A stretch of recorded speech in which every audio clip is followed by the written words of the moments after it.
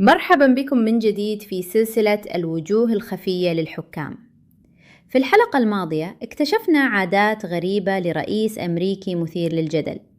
اليوم سنعود إلى منطقتنا العربية، إلى مصر تحديدا، لنقترب من شخصيتين تركتا أثرا كبيرا في تاريخ القرن الماضي: أنور السادات وجمال عبد الناصر. لكن هل كانا كما نراهم في الصور فقط؟ أم أن وراء الهيبة إنساناً آخر؟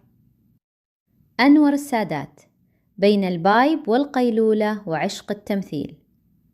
أنور السادات رئيس مصر الراحل رجل عرفه العالم كقائد سياسي، لكن قليلين من يعرفون عاداته الخاصة: الاستيقاظ المتأخر والقيلولة الصارمة. كان يحب أن يستيقظ حوالي 10 صباحاً. له طقس لا يتنازل عنه: قيلولة من 2 حتى 5 عصرا. هذه القيلولة ليست مجرد نوم، بل مقدسة، لدرجة أن البعض يقول إن توقيت حرب أكتوبر 6 مساء اختير بدقة، لأن الجميع كان يعتقد أنه في وقت القيلولة الهادئة. علاقة خاصة بالبايب السادات. كان مدخنا شرها حتى أصيب بأزمة صدرية خطيرة. الأطباء نصحوه بالإقلاع، فأجابهم على طريقته: سأموت إن تركته كما سأموت إن استمريت. فتم الاتفاق أن يترك السجائر ويتحول إلى بايب. ومن يومها أصبح البايب جزءا من صورته. لا يتخذ قرارا مهما إلا وهو ممسك به في يده. شوفوا معايا الصورة: رئيس جمهورية يمسك بايب، ينظر بعيدا، كأن بين الدخان والقرار السياسي علاقة سرية لا يفهمها غيره. عشق التمثيل قبل السياسة. كان السادات يحلم بالتمثيل، يقلد فنانين ويكرر حوارات الأفلام بنفس النبرة، بل شارك فعلا ككومبارس في أحد الأفلام القديمة.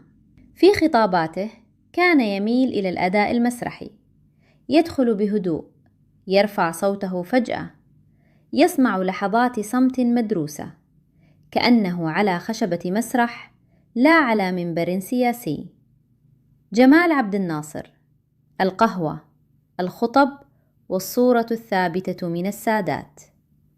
ننتقل إلى رجل آخر: جمال عبد الناصر.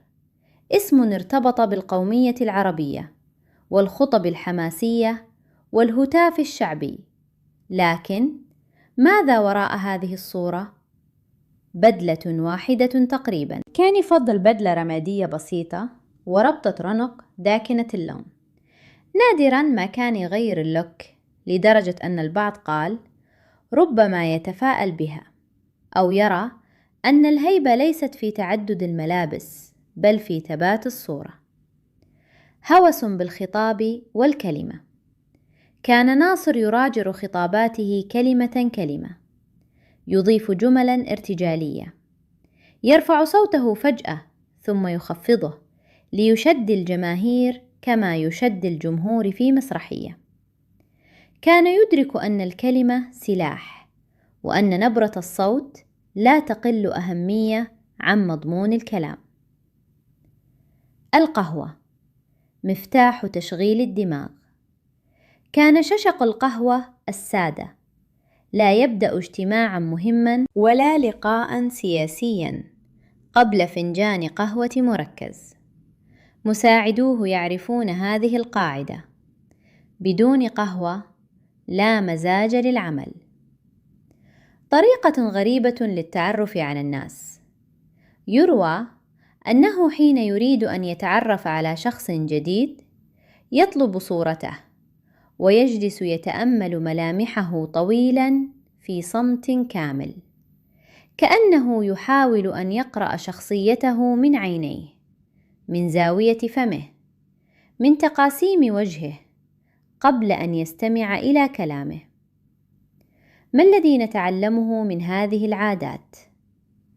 قد تبدو هذه التفاصيل تافهة لأول وهلة، لكن لو تدبرت ستجد أنها تكشف كيف يفكر الحاكم، كيف يتعامل مع الضغط، ماذا يعني له المظهر والصورة، وإلى أي حد يؤمن بقوة الكلمة أو قوة الصورة.